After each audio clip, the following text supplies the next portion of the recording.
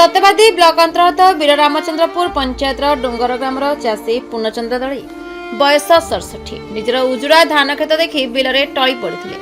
आज मृत चाषी स्वर्गत दलैंक परिवार सदस्य मानकु समवेदना ज्ञापन करबा सहित सहायता प्रदान कराइछि। आज सत्यवादी विधायक ओम प्रकाश मिश्र चाषी स्वर्गत दलैंक घरकु जाई शोकसंताप परिवार वर्गंकु समवेदना ज्ञापन करथिले। रेडक्रॉस तरफ 10,000 टंका सहायता प्रदान करथिले।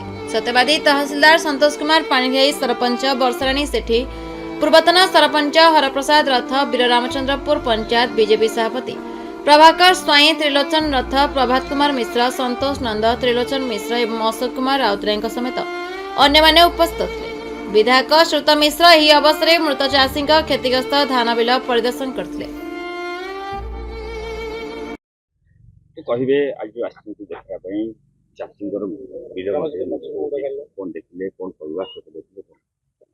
पूर्णचंद्र दड़े आम समस्त पूर्ण भाई से ये अंचल मुरबी थे।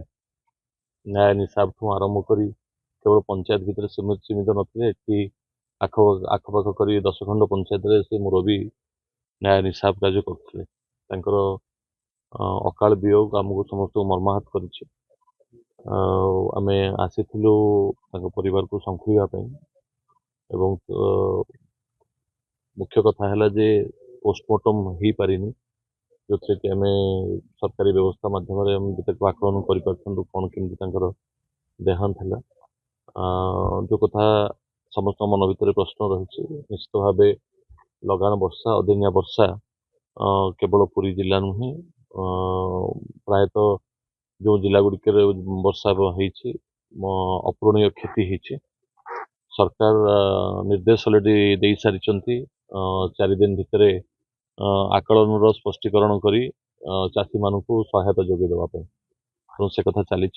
आज आम संकुआ आसलु आम सहित सत्यवादी तहसीलदार एवं ब्लॉक प्रतिनिधि समस्ते आसुच्च IIC भी अच्छा से रेड क्रॉस तरफ जहाँ संगे संगे सहायता जोगे देवा कथा रेड क्रॉस तरफ को जोगे दि जाइए।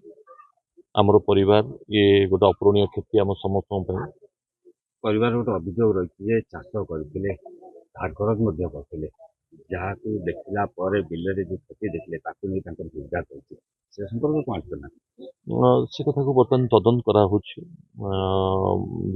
जिलापाल अधीन एक कमिटी प्रस्तुत करा बाबद आलोचना कर इनक्वारी रिपोर्ट अनुसार जहाँ आसो जेहेतु आम पाखे पोस्टमार्टम हो पारानी ये गोटे आम गोटे समस्या रही तथापि ए बाबद संपूर्ण इनक्वारी कर सरकारी मुताबक जहाँ क्षतिपूरण अच्छी क्षतिपूरण दि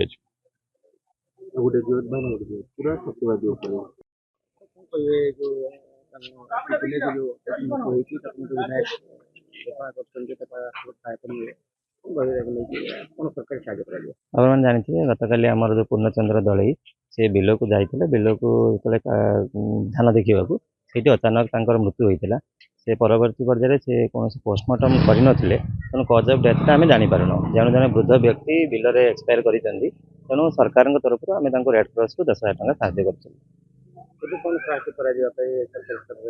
बर्तमान आमर धानर क्षय क्षति आकलन चली क्षेत्रीय अधिकारी माने VAW एंड RI माने करुँच फाइनल रिपोर्ट आस सारा पर सरकार तरफ क्षय क्षति